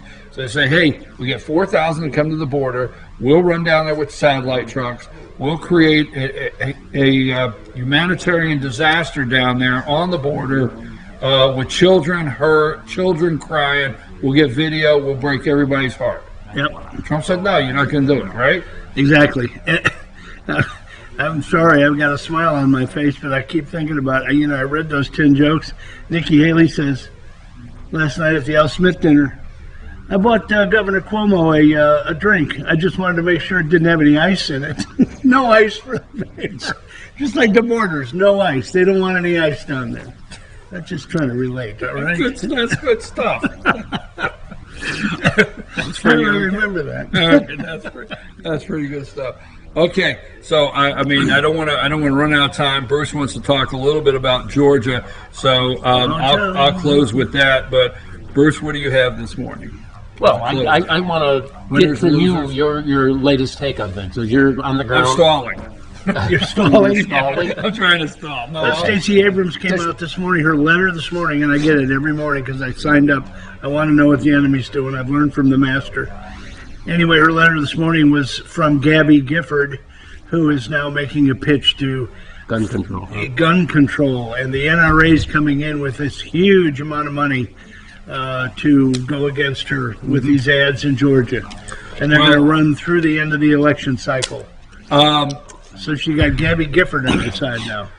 There was a good group, and this is what I said this morning. Journalists out there, folks. Journalists out there. Obviously, look. We want to make sure we convey that Khashoggi being killed in the consulate of Saudi Arabia there in Istanbul, Turkey. That's just something. Nothing good about that. That's a disaster. Well, we don't know that yet. He could have choked on a chicken bone. Okay. But trying to stay on a serious note here with Bruce over here. Hey, they don't know the Heimlich maneuver. Huh?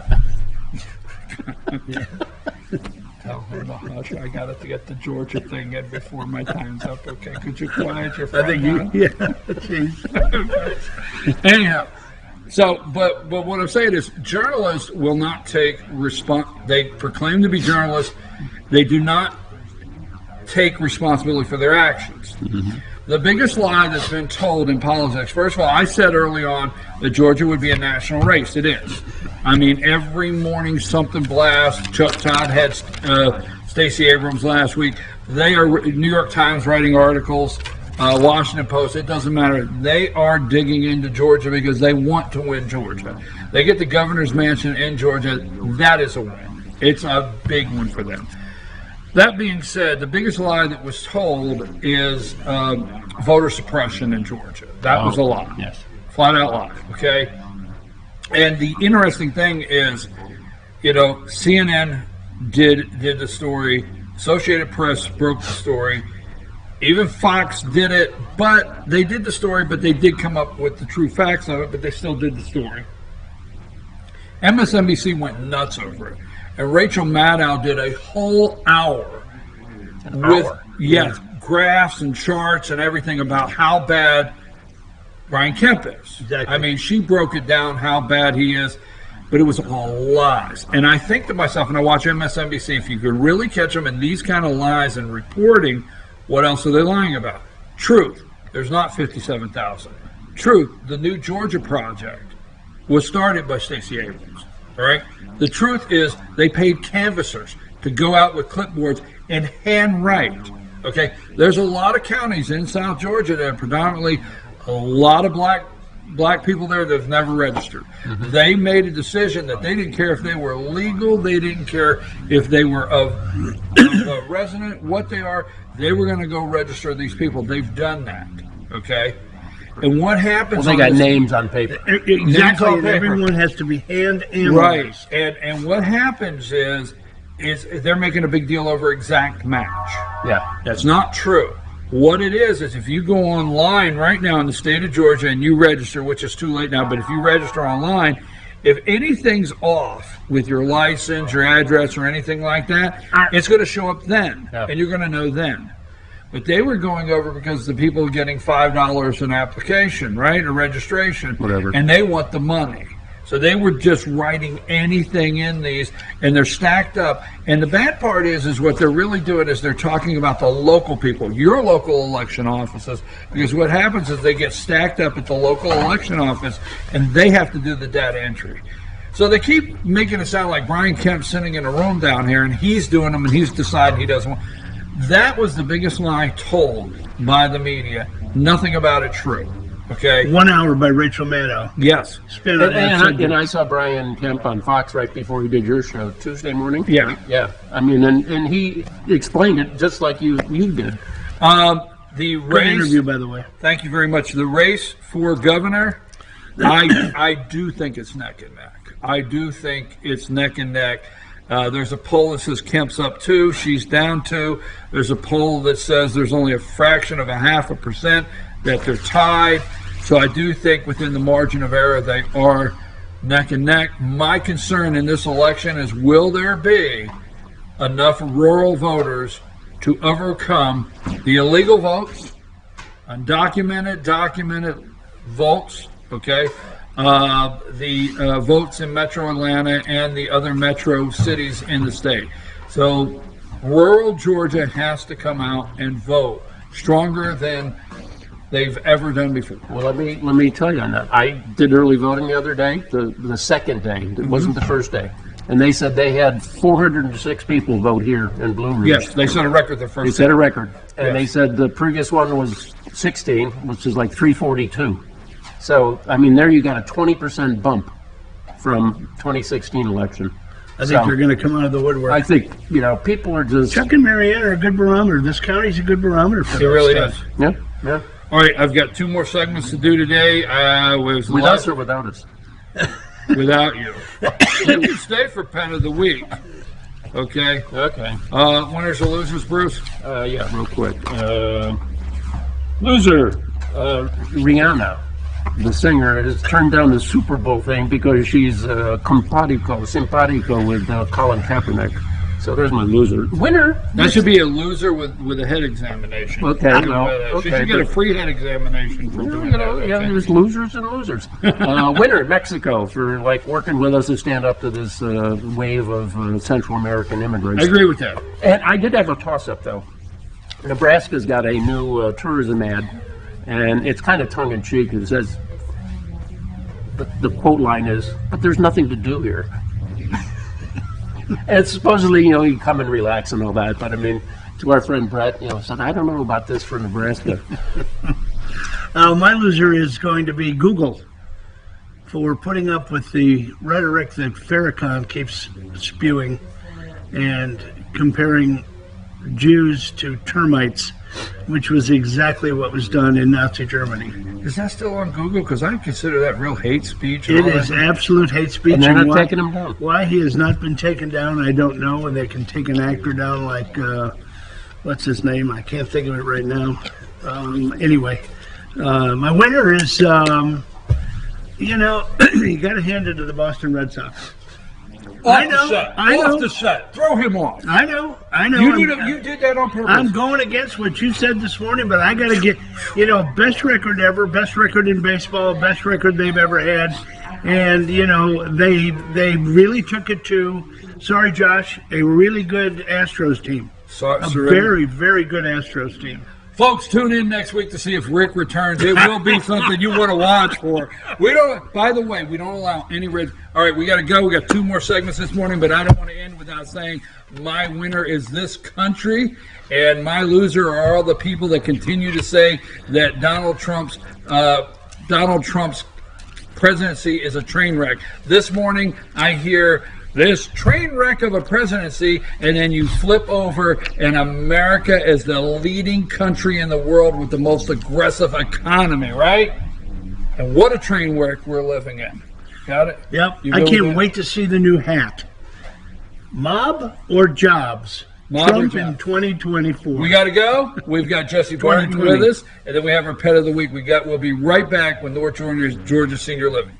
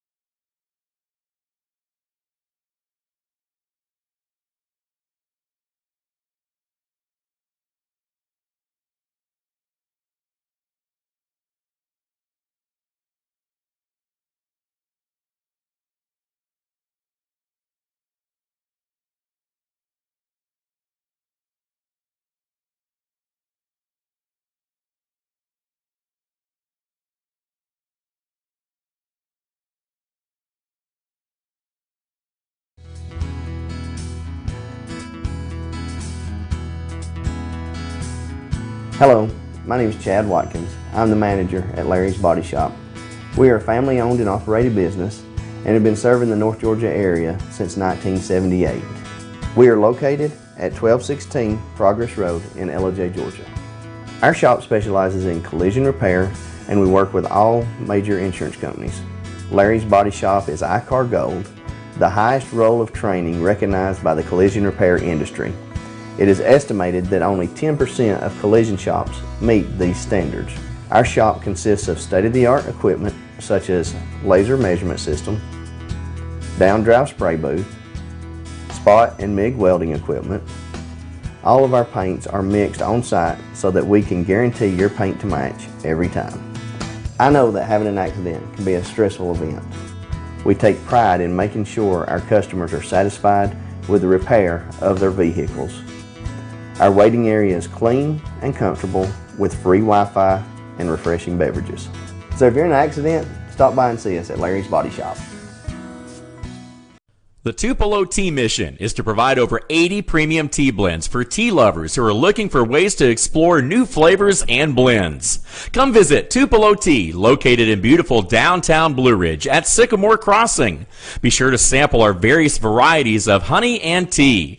Visit us on the web at tupelotea.com or call us at 706-946-TEAS. That's TEAS.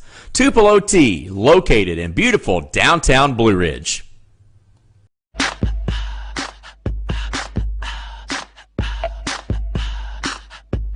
What you gonna do with all that junk?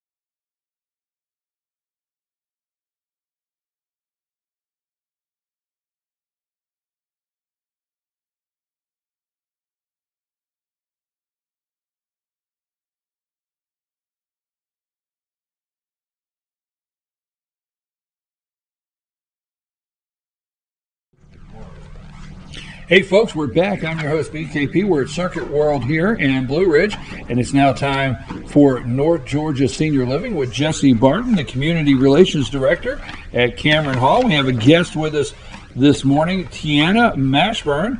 And Tiana, welcome. Thank you. Thank you for having me. Now, how does she long hair? What'd you do? You call her up and say you want to come too? No, she's my partner in crime. Whoa! Yes. Trouble. Stay tuned.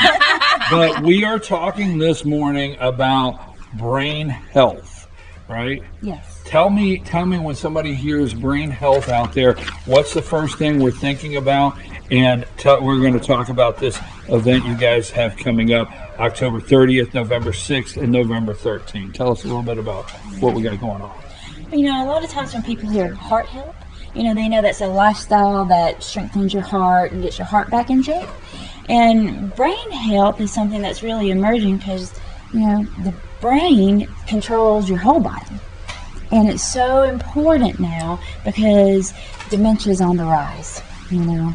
1 in 8 people 65 and older have been diagnosed with dementia. And half the people 85 and older have some form of dementia. And so lifestyle factors are really showing to prevent dementia, especially in the early ages, 50, 60 years old. Those affect what happens when you're 70, 80. And so taking control of your brain back, you know, and preventing what happens in the future, or if you do have some form of dementia, prolonging, you know, where you're at, can really help. And so that's why brain health is so important. Well, we're going to talk about, just for a couple of minutes, a brain health series that you're putting on. And Tuesday, October 30th, we have the flyer here. Let's make sure this graphic goes so we can put it with the segment over to Josh there. Tuesday, October 3rd from 10 to 11:30 a.m. Brain health risk factors to know. And that's what you're going to be addressing there. Give us a little bit of what that's going to be like. So when there's risk factors involved, those would be things, you know, like your blood pressure being high and not controlling it, and blood sugars, and those are some of the things that we know about, you know, for like heart health and things. But brain health has other things, so such things as like depression, or some other little words that I'm not going to tell you because it's a surprise. So you have to come. Yes, you have to come. So a little teaser in there. There's going to be new words. But I'll also talk about the things that happen with normal aging, things that are expected. Because there's a lot of people who are like, oh no, I've lost my glasses and now I have dementia. Did you tell her that? Who? I'm completely innocent. Somebody has set me up. But let's go back to the lost my glasses thing. See? You know what? I didn't lose my glasses. Let's set the record straight. My glasses are somewhere on a shelf within the last 12 locations I visited. So I didn't lose them. So see, you got that? Sort of know where they are. Sort of. And the fact that you're able to retrace Little those steps. scavenger hunt. And that's great because that's just normal. And a lot of people, you know, they worry that means something more. And so I like to address that part and just put people at ease and say, that's normal, you know? So I talk about the differences between normal aging and what is dementia. So it's very important because we do get to thinking, like, we get nervous when we get close to my age. We get nervous if we're walking around with our car keys in our hands and we can't find it. Oh my God, is that a sign? But some of those things are not. Correct. But you'll be able to help, like, identify the things that are early warning signs of things you need to be aware of. Right, and then we talk about, I bring up the two most common types of dementia, because dementia is an overarching term. Mm-hmm. And so Alzheimer's and vascular dementia are the two most common types of dementia. And those are the two that science is showing have the greatest impact on life, or lifestyle choices have the greatest impact on Alzheimer's and vascular. So I also go into the risk factors that can help prevent those. So as you get into the 40s and 50s and 60s, what you can do during that time, what kind of lifestyle choices can you make to help control the risk factors for Alzheimer's and vascular, and to help prolong that normal aging. And so I call that first segment the why you need to have a brain healthy lifestyle. In your daily activities, how it impacts your daily activities? So that's when we start getting into the what you can do of brain healthy lifestyle. And that goes into exercise and yoga, meditation, being happy.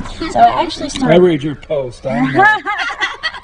I actually start bringing in, and that one is really good. I actually start bringing in a little bit of neuroscience into that one, teaching you how to grow your brain, grow your what's called cognitive reserve. I'm not going to tell you what that means, so you'll come and learn about that.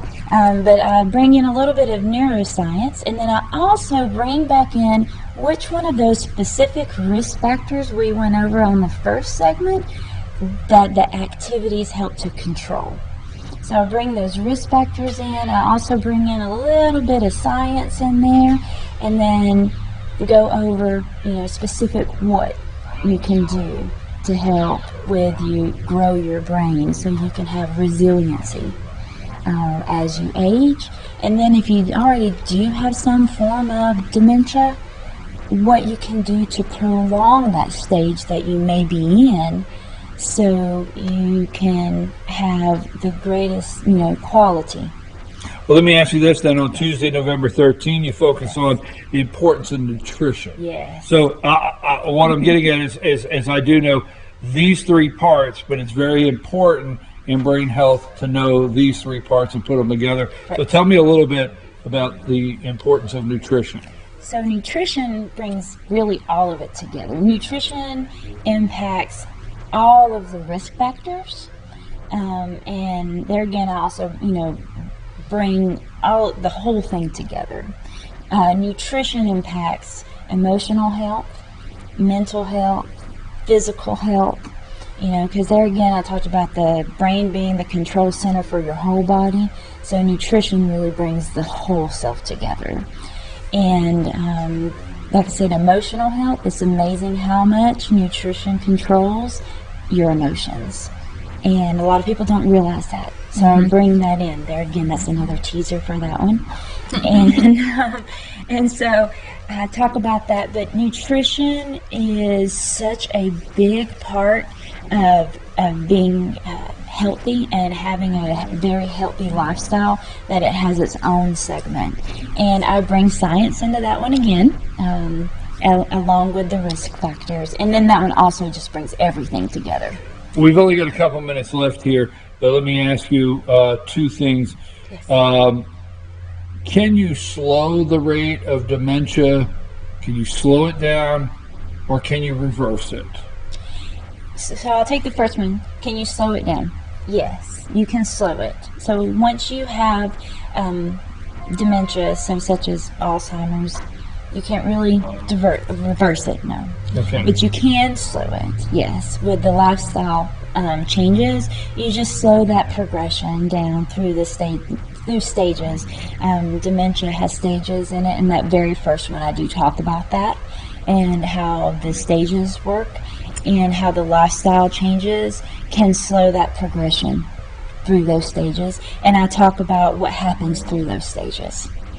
Now, Jesse, let me ask you, are you going to be at these? Absolutely. We're partnering together. Okay, I understand that. Okay. Oh, that's why it says Cameron Hall on the flyer. Sorry. It's Friday morning. It's still early. No. I was going to ask you, so you do me a favor, take plenty of notes and everything so you can come back in case I can't be there. So yes. Make sure you got something to write with, get notes, okay? It will be a test. Right? This is about bringing test. So let me ask you this, though, and what's important with you, because I want to pull, as we close here, Cameron Hall into this, and you being the community relations director there. So you attend these kind of things because you find yourselves having to work with people that are wanting to come into Cameron Hall, families that want their loved ones to be at Cameron Hall, and you guys have as much of an understanding of this, how to handle this at Cameron Hall. Is that, am I going the right direction when you're able to sit down and talk with people? This helps me understand why the things happen. It also is a great thing for families to kind of understand, or if I actually had one gentleman in one of my police trainings a couple of weeks ago say, both my mom and dad had Alzheimer's. What can I do to stop it in me? Because I don't want to go down that path.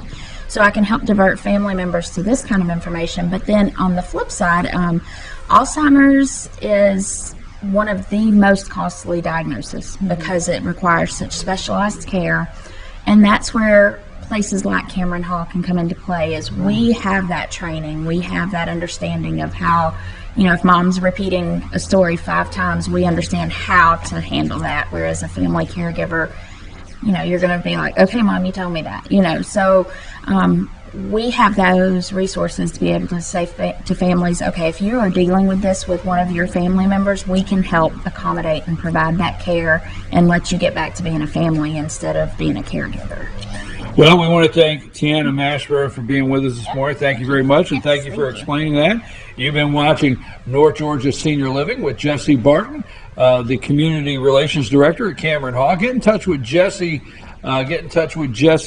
And Cameron Hall, you got a phone number down there to call you? 706-515-4100. You can call me if you'd like to find out more information about this. This is a partnership between Piedmont Mountainside 60-plus services and Cameron Hall, so I can put your name down for an RSVP. Free. Please join us for a free 3-part wellness series focused on brain health. The first one is October 30th. And that's from 10 to 11:30, and that is risk factors to know. The second one is Tuesday, November 6th, 10 to 11:30, the impact of daily activities, and the third one, November 13, the importance of nutrition, all wrapped together. These ladies here will be there, and this is going to be free. I'm your host, BKP. We're going to have our Pet of the Week. He has been waiting patiently over here. We've got to close our show with our Pet of the Week, but don't forget this segment, Senior Living, North Georgia Senior Living with Jesse Barton. You can find us on FYN TV YouTube channel under our playlist. We've got a section there if you want to share this with your friends. Thank you very much, Jesse. And again, thank you, Tiana, for joining us. We'll be back right after these messages.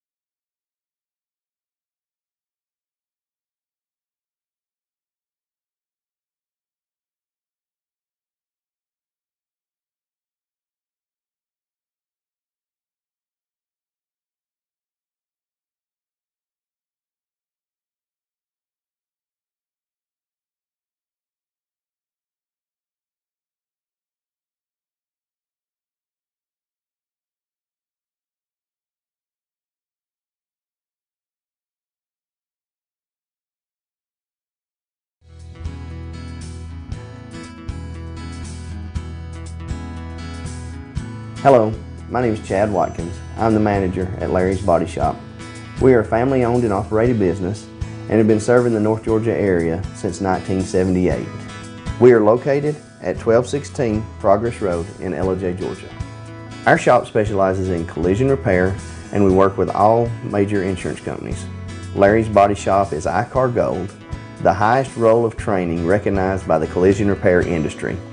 It is estimated that only 10% of collision shops meet these standards.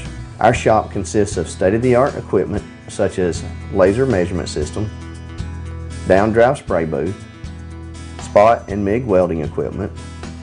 All of our paints are mixed on site so that we can guarantee your paint to match every time. I know that having an accident can be a stressful event. We take pride in making sure our customers are satisfied with the repair of their vehicles. Our waiting area is clean and comfortable with free Wi-Fi and refreshing beverages. So if you're in an accident, stop by and see us at Larry's Body Shop. The Tupelo Tea mission is to provide over 80 premium tea blends for tea lovers who are looking for ways to explore new flavors and blends. Come visit Tupelo Tea, located in beautiful downtown Blue Ridge at Sycamore Crossing. Be sure to sample our various varieties of honey and tea. Visit us on the web at tupelotea.com or call us at 706-946-TEAS. That's TEAS. Tupelo Tea, located in beautiful downtown Blue Ridge.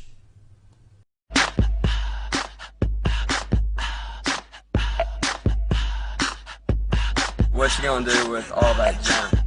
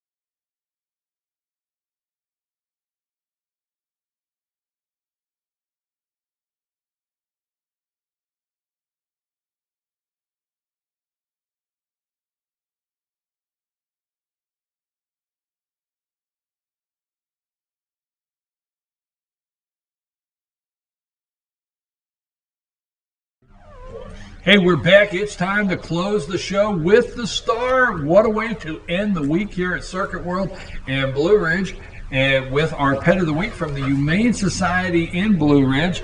And we have, what do we have, Juno? Juno. This is Juno. How you doing, Juno? Juno's a good dog. I think I met your brother. Juno, yes, he has a brother, Jinx. We had Jinx and Juno. Wow, you are a big guy. You give kisses? Do you give kisses? Or He does give kisses. All right, let me see. Give kisses. Yes. You give big A good kisses. kiss. Holy Yes. shit. All right, I'll give you another one. Yes. He's calmed down now. He's a little You nervous. shoot my nerves. Give me a kiss. You want one? Give me. You want one? Give me a kiss. Kiss, kiss. All right, here you have one. Okay, tell me a little Juno's bit. a sweetheart. Jinx and Juno came to us about 3 years ago as puppies, and they were adopted.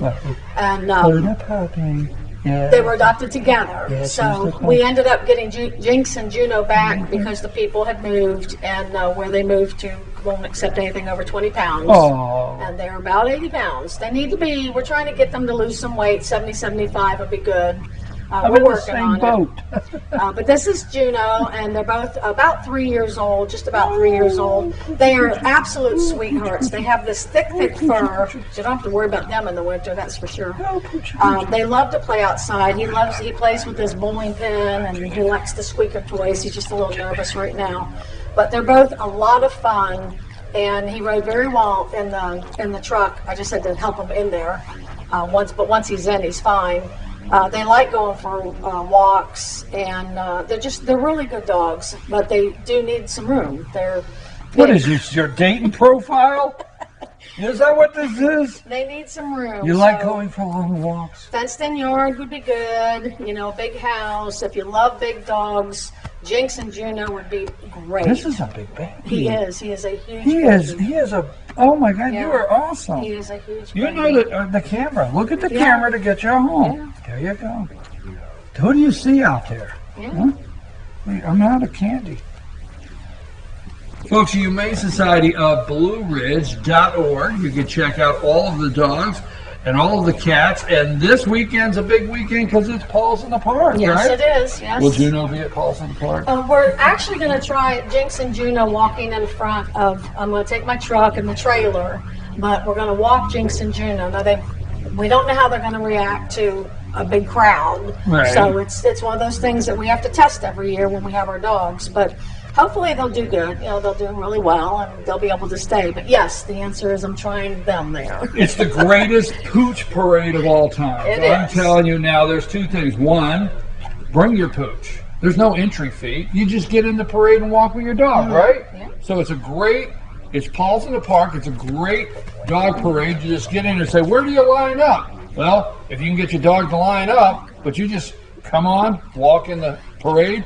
And then if you're not able to bring your dog downtown to walk in the parade at Blue Ridge, I always suggest go over to Sycamore Crossing and go to Tupelo Tea and get a nice warm tea on a Saturday morning and watch the dog parade go right by Sycamore Crossing.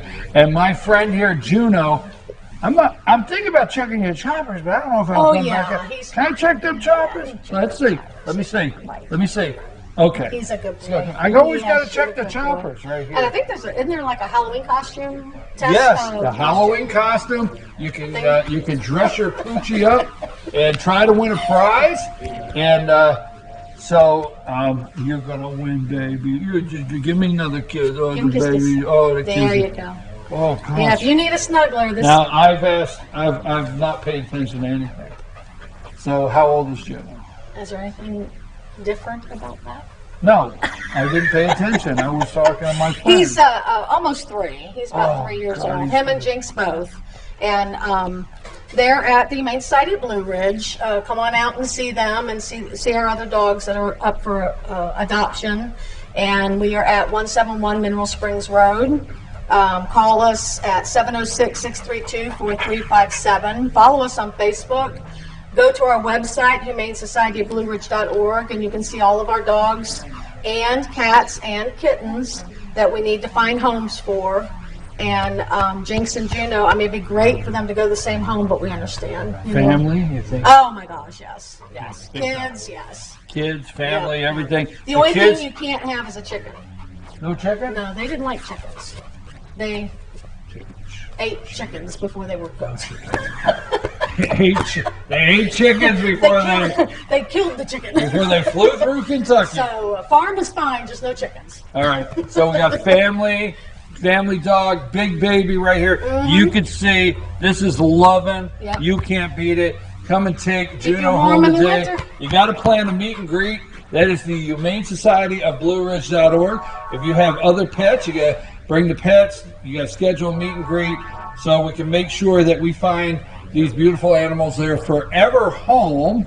That's what we want to do. And also the Humane Society of BlueRidge.org guarantees a disease-free pet. They go through an intake program, and they are chipped, spayed, or neutered. And don't forget they have plenty of cats. All right? Yes, we do. I didn't even cringe when I said cats. See? Yes, no, you didn't. I tried. I think I got a place for you. You want to come stay at the office? Oh, I'm in so much trouble when I get home. Sassafras, I'm sorry. Pet of the Week, Humane Society of Blue Ridge. That ends our show. Don't forget, get the sweatshirts out and make your way to Fetch Football Friday night. It's going to be a lot of fun out there for high school football. Follow us on Twitter at Team FYS Sports Tonight for all the highlights and updates. We'll be back Monday morning, 8 a.m. Good morning from the office. This is our show. This is our week. This is Circuit World of Blue Ridge. Come in, tell them I said Fetcher knows you want 10% off or something. All right, just tell them. We're out of here, Josh.